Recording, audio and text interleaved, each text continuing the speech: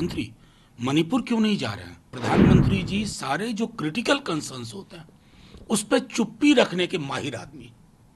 इनसे आप भाषणबाजी जो ले लो, बड़ी बड़ी बात करेंगे, लेकिन प्रधानमंत्री अगर वहां पहुंचते, एक हीलिंग टच जाता, कान पे जू नहीं रेंग रही। राजाओं महाराजाओं वाली आदतें हम किसी के नहीं सुनेंगे। वॉकआउट कभी भी एक एक्सट्रीम स्टेप होता है, क्यों लिया जाता है? मणिपुर का जिक्र किया और उन्होंने कहा कि वहां पर हालात तेजी से बदल रहे हैं। 11,000 से ज्यादा एफआईआर दर्ज हुई है और किसी को भी छोड़ा नहीं जाएगा जो भी दोषी पाया जाएगा। क्या कहना है? नहीं, 11,000 एफआईआर के बाद वो कह रहे हैं चीजें नॉर्मल हो रही हैं। अगर नॉर्मल हो रही हैं तो देश के प्रधानमंत्री मणिपुर क्यों नहीं जा रहे हैं? क्या ये उनकी जिम्मेवारी नहीं बनती है? मणिपुर इस देश का हिस्सा नहीं है। मतलब प्रधानमंत्री जी सारे जो क्रिटिकल कंसर्न्स होते हैं उस पर चुप्पी रखने के माहिर आदमी।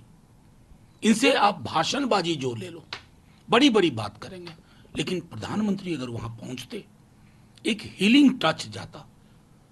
1.25 साल से यही चीज हम लोग कह रहे हैं, कान पे जू नहीं रेंग रही। राजाओं महाराजाओं वाली आदतें हम किसी के नहीं सुनेंगे। और क्या कहूं? खड़गे साहब कह रहे हैं कि प्रधानमंत्री जी गलत तथ्य सदन के सामने रख रहे थे। लेकिन ये जो वॉकआउट का रास्ता है, इसको सत्ता पक्ष क्रिटिसाइज कर रहा है। विपक्ष का कहना है कि प्रधानमंत्री जी नहीं, वॉकआउट कभी भी एक एक्सट्रीम स्टेप होता है, क्यों लिया जाता है? मैं सुन रहा था जब राहुल जी बोल रहे थे लोकसभा में, तो तकरीबन 5-6 मिनिस्टर, खुद प्रधानमंत्री जी 2 या 3 बार और अमित शाह जी 2 या 3 बार उठे। उसी तरह के क्लैरिफिकेशन की हमें आवश्यकता थी।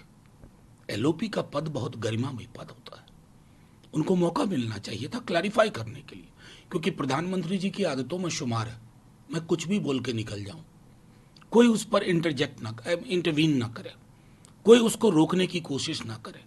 तो ये चीजें संसदीय लोकतंत्र में नहीं चलती।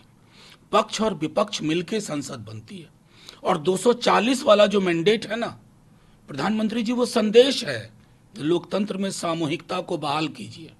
आप एनडीए बोलने लगे, अब मोदी नहीं हो रहा है, तो उसी तरह से ये भी सोचिए कि विपक्ष आपका शत्रु नहीं है, वो इंटरवीन करेगा, आप संतुष्ट नहीं है फिर क्लैरिफाई करिए।